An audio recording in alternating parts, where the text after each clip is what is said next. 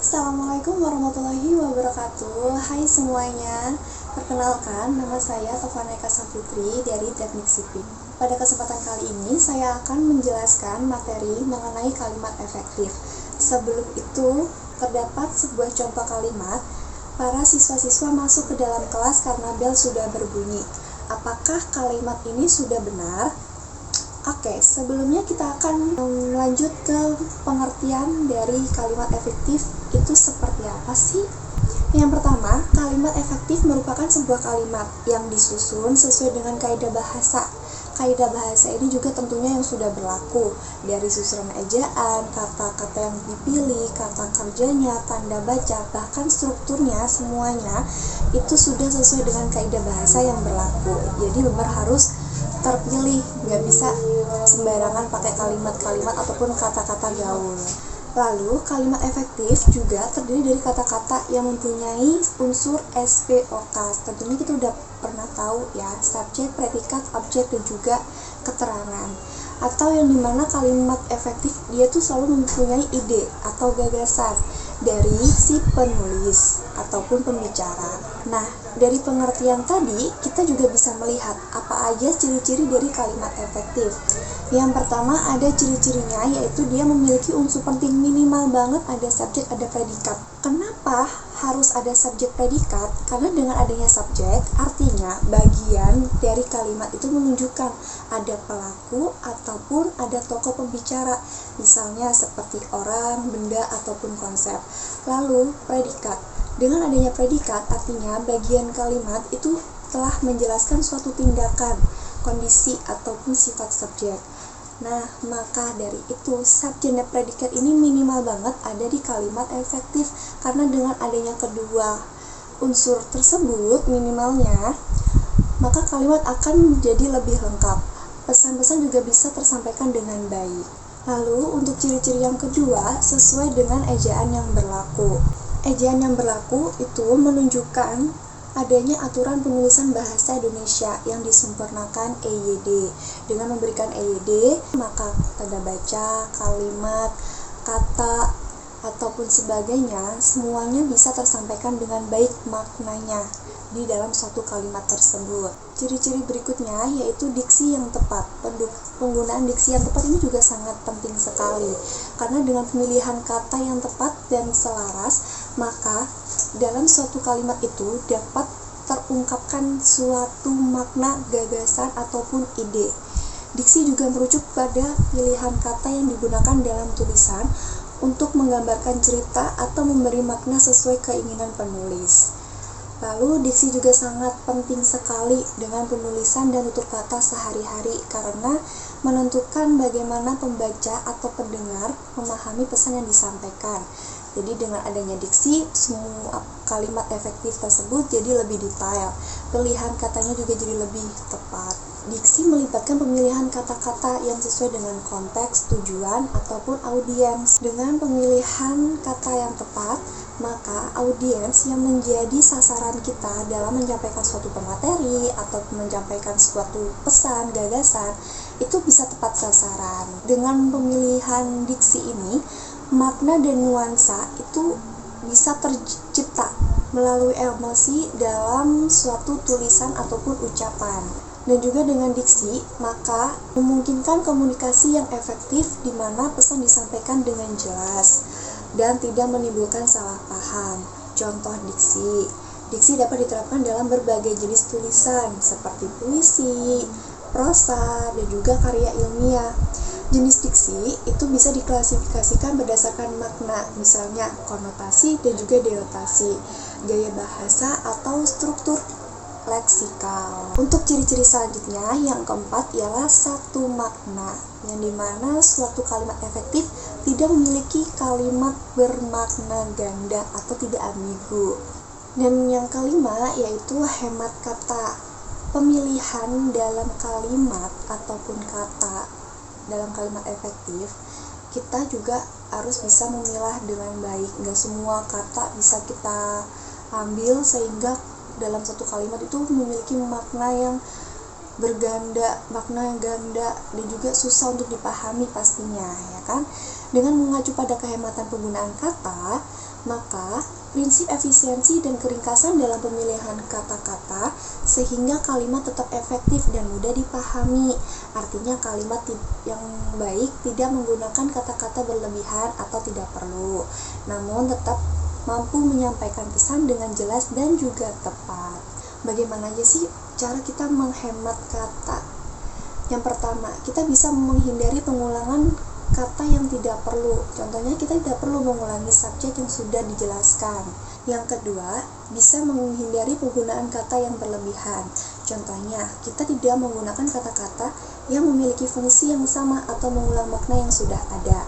Yang ketiga, menggunakan kata-kata yang tepat dan efisien. Penting banget. Karena apa? Dalam menyampaikan makna, tentunya kita tidak mau yang bertele-tele. Simple, padat, jelas, pasti, dan juga maknanya bisa terserap dengan baik. Ya. Menghindari penggunaan kata-kata yang tidak perlu. Kata-kata yang hanya berfungsi sebagai pengisi atau tidak memberikan makna tambahan. Lalu menghindari penggunaan sinonim yang berlebihan.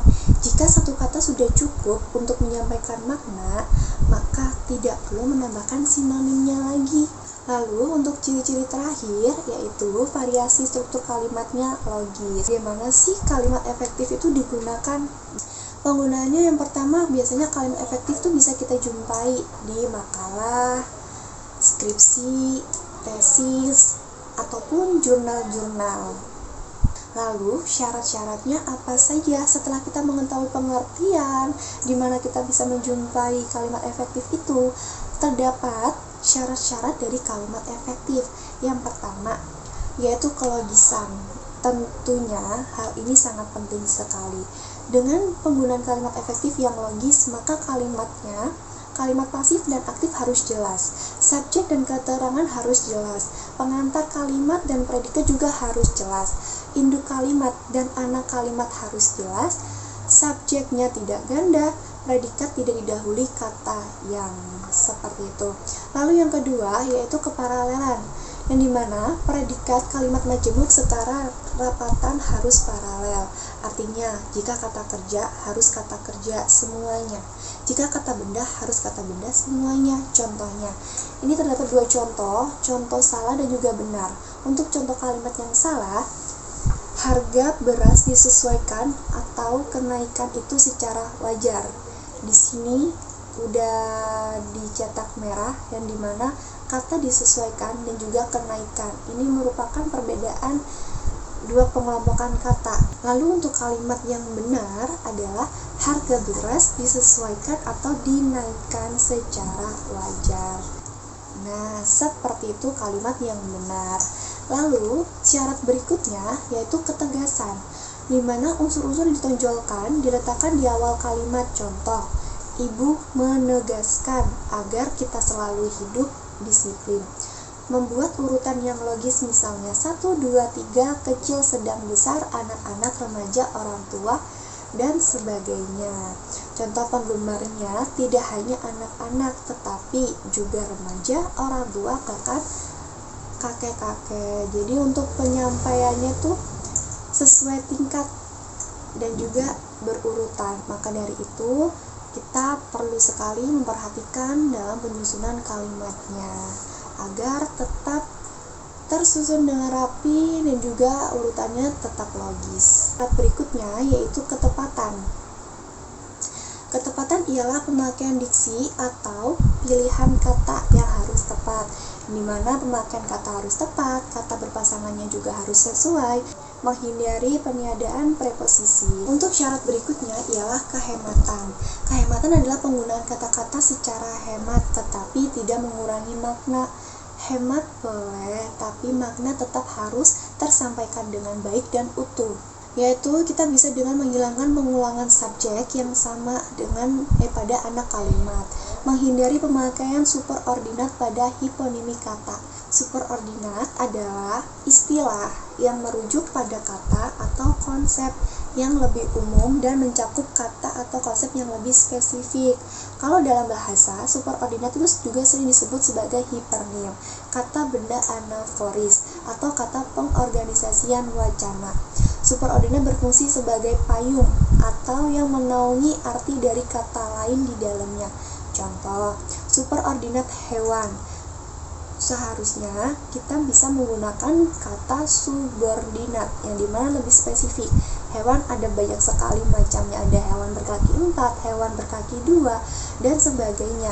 Jadi kita bisa menyebutkan dalam kalimat efektif dengan spesifik, bisa menyebutkan subordinat seperti anjing, kucing, sapi, angsa, ayam, dan sebagainya. Lalu untuk syarat berikutnya ialah kecermatan. Cermat ialah kalimat yang dihasilkan tidak menimbulkan tafsir ganda dan harus tepat diksinya. Prinsip kecermatan berarti cermat dan tepat menggunakan diksi. Agar tercapai kecermatan dan ketepatan diksi, syarat berikutnya ialah kepaduan. Kepaduan ialah informasi yang disampaikan itu tidak terpecah-pecah. Kalimatnya tidak bertele-tele, harus sistematis. Kalimat yang padu menggunakan pola aspek agen verbal atau aspek verbal pasien. Di antara predikat kata kerja dan objek penderita tidak disisipkan dari kata daripada atau tentang. Lalu untuk syarat berikutnya ialah kesejajaran. Kesejajaran adalah penggunaan bentuk-bentuk yang sama pada kata-kata yang paralel agar kalimat terlihat rapi dan bermakna sama. Kesejajaran dalam kalimat diperlukan. Contohnya, nih, terdapat 2 contoh kalimat, ada kalimat salah dan juga benar.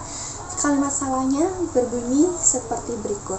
Maskapai tidak bertanggung jawab terhadap kehilangan dokumen, kerusakan barang, busuknya makanan, dan jika hewan yang diletakkan di dalam bagasi tiba-tiba mati. Lalu, untuk penyusunan kalimatnya yang benar ialah maskapai tidak bertanggung jawab terhadap kehilangan dokumen, kerusakan barang, kebusukan makanan, dan kematian hewan. Terima kasih semuanya. Sampai jumpa. Saya akhiri. Wassalamualaikum warahmatullahi wabarakatuh.